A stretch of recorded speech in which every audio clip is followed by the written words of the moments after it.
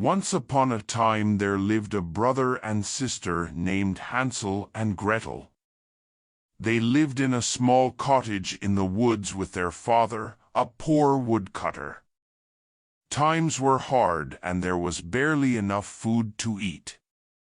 One night, their stepmother convinced their father to take the children into the woods and leave them there. She wanted more food for herself. The next morning, their father led Hansel and Gretel away from home into the woods. Hansel had overheard the plan and filled his pockets with small white pebbles from outside. As they walked, he dropped a pebble every few steps to mark their path. Their father left them alone in the woods and headed back home. As night fell, the children followed the pebbles back to their cottage. They were relieved to be home but knew their stepmother would send them away again. The next day, the stepmother locked Hansel in the shed so he could not collect pebbles. She gave the children only a small bit of bread before sending them away with their father. Hansel broke off pieces of the bread and dropped crumbs along the way. But that night, the creatures of the forest ate up all the crumbs. Hansel and Gretel were lost. The children wandered for days, hungry and scared. One morning, they saw something strange in the distance. It was a small house made entirely of cake, cookies, candy, and other sweets. Excited, the children ran toward it, breaking off pieces of the exterior to eat.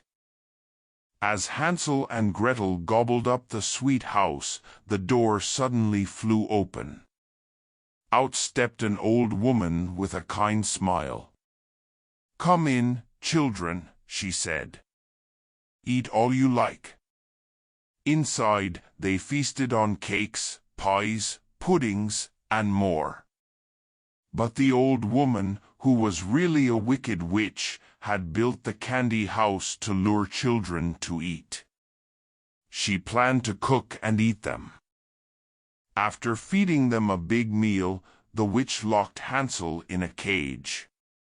She wanted to fatten him up before cooking him. Each day, the witch forced Gretel to cook and serve her brother massive amounts of food.